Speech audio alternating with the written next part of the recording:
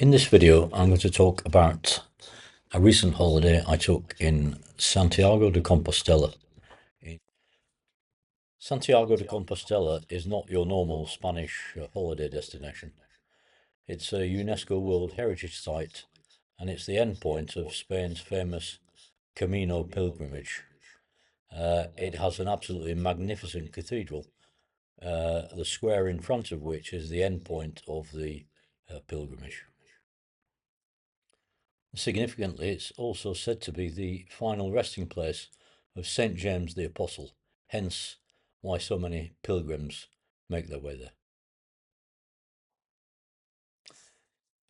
I'm going to talk about what was good, what we might change if we went there again, and how much we spent. Now, if you're a retiree like I am on a fixed income, my advice is don't do what we did and travel in late July. This is the most expensive time of the year in Santiago. This is because it's the school holidays right across Europe, including the UK, and it also coincides with maximum tourism and maximum number of pilgrims in Santiago. So let's deal with flights first. We flew from London Stansted in the UK to Santiago de Compostela, and we paid £185 each for a return flight.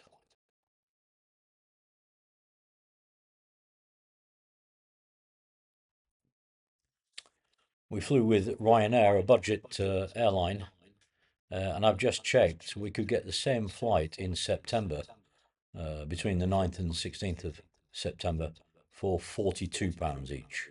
That just goes to highlight the premium that you pay during the school holidays. In terms of accommodation, we rented a fairly modest two-bedroom apartment about 20 minutes walk from the historic centre of Santiago. Now, the apartment was perfectly clean and functional, but nothing special. And in comparison with the sort of apartment that we would normally rent in, for example, Tenerife, this was more modest and therefore. For this two-bedroom apartment, we paid £807 for the week. So, for flights and accommodation, we paid £589 per person. However, food is great value. This fabulous fish platter with a half litre of local Ribera wine costs just €51. This three-course set menu del dia, with drink, costs just €15 per head. Virtually every restaurant has its own version of this, and they represent really good value.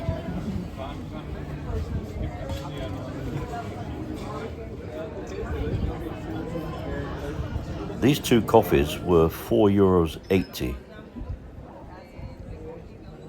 So that's more expensive than at the railway station. And these two beers were €7.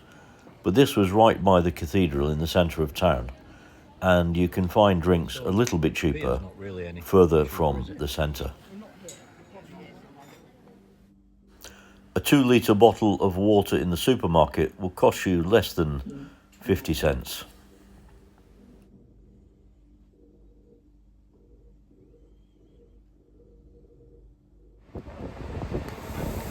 Something else which is really good value in Santiago, and surprised me, was public transport. We took a train from Santiago to A Coruña, a journey of about 65 kilometres. We got reserved seats, and the tickets were a little more than €6 per person. Compared with the UK, that's pretty amazing. If you're a bit apprehensive about trying to buy tickets at the railway station, you don't need to worry, because you can buy the tickets on the Trainline app or using Uber on your phone and get a digital ticket straight to your phone. Now, as a budget traveller, there's really one more thing I must tell you about. When you arrive in Santiago, don't immediately be tempted to take a taxi to the city centre. Bus number 6A stops immediately outside the arrivals hall and will take you to the city centre for €1. Now that's compared with the taxi price of around €25. If you do that in both directions, i.e. when you arrive and when you leave, you can save yourself around €48. And think of the delicious seafood you could buy for that. So that's another little money-saving tip. Take bus number 6A. The direct bus takes about 20 minutes to get to the centre. The one with intermediate stops takes a little longer, around half an hour, but they're both bus 6A. So what did we spend in total?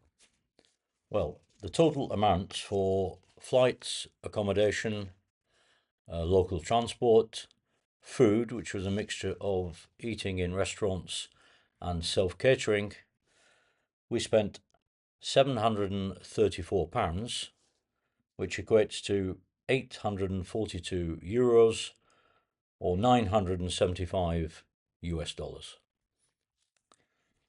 I should just add that those amounts are per person, of course. So what would I do differently, or what would we do differently if we went back to Santiago? Well, first of all, let me say we had a really good time there. I enjoyed the city. There's a great vibe to it, and I would certainly recommend it. If I went back again, I'd probably make it for a city break, more like 3 days. Probably choose a less busy time of the year to take advantage of cheaper flights. And I think around about 3 days is enough to enjoy what the city has to offer. So that's it. That was Santiago de Compostela. If you've enjoyed this video, please consider subscribing for more content like this. And thank you for watching.